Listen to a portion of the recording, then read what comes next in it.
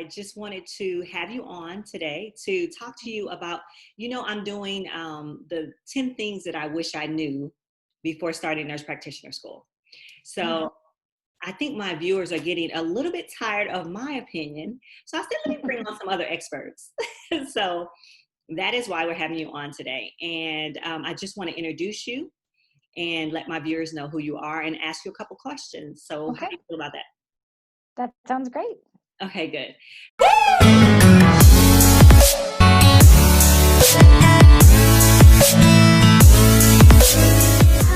So hey guys, it's Dr. Jemecia Capri, the nurse practitioner extraordinaire.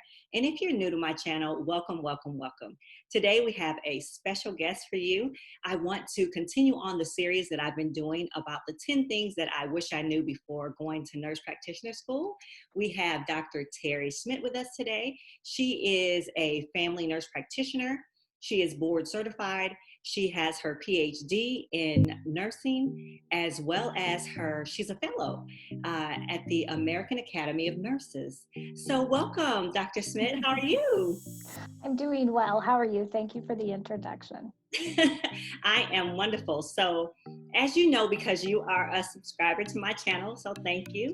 Hmm. As you know, I am doing this for nurse practitioners, students, new nurse practitioners, just giving some tips. We have to give back. So I have some questions that I wanted to discuss with you today Okay. and just get your take on it, okay? Okay. Okay. Sounds good. So can you just tell us just a little bit about you and a little bit about your nursing career? Okay. First, I just want to say thanks for having me on. Having a fangirl moment because your channel is so great. You're like making it real for everybody. So Thank thank you. you. Thank you. Um, I'm an old girl. I've been a nurse a long time, 25 years. I have one of those big white hats and everything. I was an original diploma grad, spent most of my time in peds, NICU, did NICU transport. I was a travel nurse for a while, really like that. Kept going back to school. You had to have a bachelor's degree to be a travel nurse.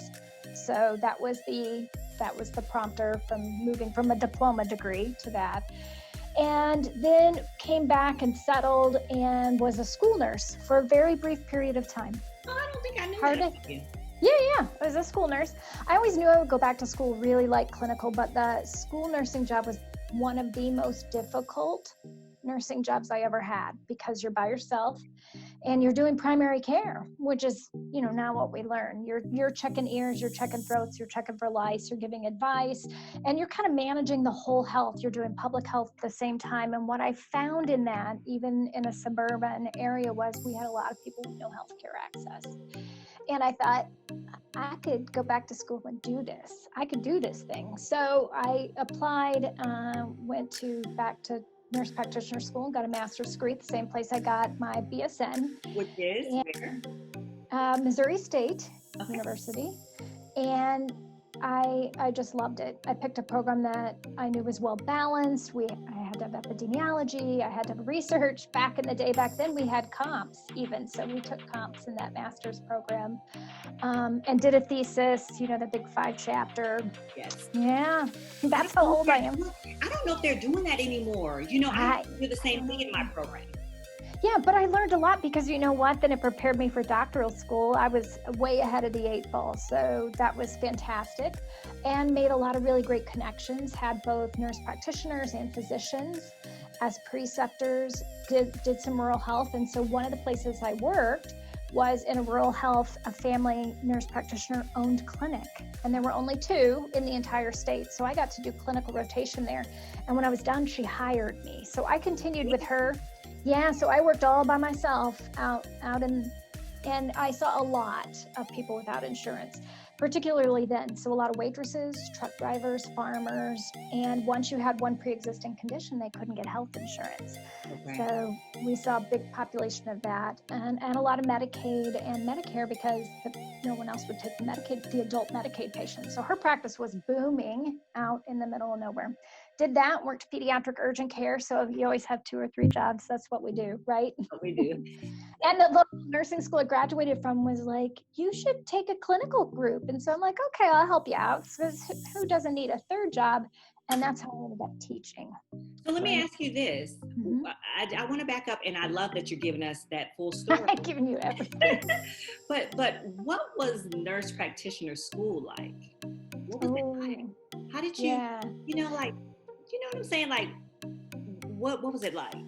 Yeah, I was fortunately enough in a position that I could go part-time because it was tough. I mean, I had a lot of clinical, it reminded me of my basic nursing program. Essentially, I mean, you're in class 2 to 3 days a week and you're in clinical at least 2 days a week. So you were I was seated. Yeah, I'm not sure we had computers back in the day. No, I'm just kidding. We did. Either. I'm telling you. I don't think we had online programs when I went to school. So. No, there weren't. They were just a brand new kind of budding thing. And that was 20 years ago or more. It was tough, and there's no way I could have worked full time through that program. Thankfully, I didn't have to, but I did work part time to carry the benefits, and I also TA'd to help pay for school. So of course I still had 2 jobs. I was working full time, just different places. But what's a couple of things that you wish you knew going through? I'm sorry, I cut you off. Oh, no, you're fine. I wish I'd known how much time it really was going to be, and preparing and making my plate for that, and not just buying the you can do everything model. Oh, don't we do that? Don't we do that as nurses? Yeah. Mm-hmm. Yeah, we want to do everything. And that's what really driven people do. But I just remember, how tired I was by the end of that. And I had my second baby in the last semester of that program. And wow. Yeah, it was a stretch, but I got done. I survived and lived to tell the tale. I wish I'd known that. The other thing I wish I'd known, well, there's a couple things, but how much controversy my role as a nurse practitioner would create with my physician colleagues and with my nursing colleagues, right? There's just a lot of lateral violence in healthcare, and so I wish I'd kind of been ready for that. And the third thing is billing and coding. As many hours as I had in that master's degree, they're just, and it's a continually changing and evolving animal, so those would be the 3 things. The money side, how important that is, in the business side. You go in there and you think, I'm just going to take care of people, and it's a money game. It really is. Wow. And so in real time, my email just chimed through. So sorry, guys. But look, so. No, it's good. So the thing about that is what I wanted to ask you as far as the coding and the billing. I'm glad you touched on that because, when they first start selling the EMR to us, they said it was going to be a time saver. How do you? Yes, they did. Yeah. I just told a patient about that today too, because we've gone here in my state, it's required to do electronic prescribing as of January 1st. All the providers must be. So there's no more of that paper. No more paper. Which is fine. But I could do that a lot faster, right? And even scan them into a chart. I love writing. I love paper charting. I know you like paper and books, but like when I worked in diabetes clinic, I had a half-sheet script pad that had all the diabetes meds, all the lancets, all the needles, all the syringes, all the strips on one sheet. And I could mark a box, put how many and the brand, and put refills, and be done in one sheet instead of typing in one drug and send it, type in a second drug and send it. Exactly. So the EMR really has doubled how much time it takes me to effectively see patients. Some people love it though, yeah. So what are your views on the PhD and the DNP within the profession of nursing? What's your view of that? I think they're good. Yeah, no, they're good degrees, right? Everybody wants to go into school. There's always something else to learn. Right. And you might as well earn something for that. We need leaders, and we need research, and we need thought, people who are provoking thought. And that happens in a doctoral program. You have time to sit down and talk to people and hash stuff out and write. And doctoral students are the coolest people on the face of the earth because they're so inspired and they're running projects. they're two very different degrees. And the unfortunate thing is the DNP has gotten muddied down in this really scholarly project kind of thing that looks a lot like a PhD, but they're not the same thing. They're not. No, I have a PhD Yeah. because I wanted to research a project. That's what a patient-centered thing that I was seeing, and everyone's like, no, and I'm like, no, really. So that's why I went back to school. Right. So Okay. yeah. And so as we come to a close, this was really, really fun. This was really, really fun. I just wanted to know, what advice can you give to nurse practitioner students who are, or nursing students who are thinking about going back? So that's number one. Nurse practitioner students and new nurse practitioners. That's a lot of groups. No. I mean, like, okay. Like, what piece of advice would I give all of them together? Or you can do it however you want to answer the question. It's your question. No, you're so sweet. If you really think you want to go back to school, you do it. You're going to be, I said this before because someone said it to me. You're going to be the same age in 3 years as you're going to be regardless, right? That time's still going to pass. Mm-hmm. And if you have a burning curiosity, start it, try it. If you don't finish it, so what? But at least get in there and give it a good college try. And those new nurses, I love students. Like, they're my peers. They're the future of this profession. And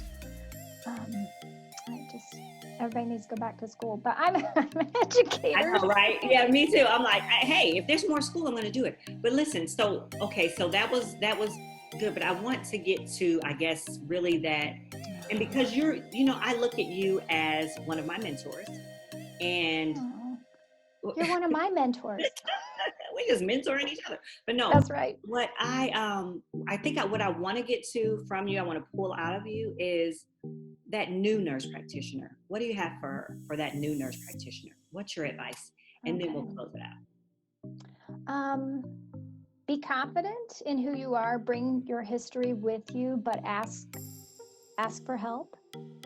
And build good, strong relationships. And you're going to have to find a good mentor that's maybe even not a formal mentor relationship. So maybe a previous preceptor, someone you can tap at any point in time, and stay in touch with your classmates, because they're going to enter all these specialties and you're going to need them. Someone's going to be in derm and someone's going to be in cardiology, and you'll be like, I know who to refer you to, or you can text them in a heartbeat. So that is peers awesome. And an informal mentor.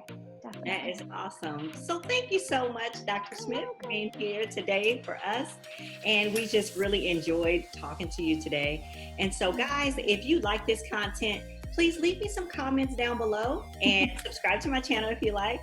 And what's coming for you in the near future? I know you're working on some projects. Where can we find you? If you want to find me, I have a Twitter. You can find me at Online Nursing that way, and follow me there. You can DM me.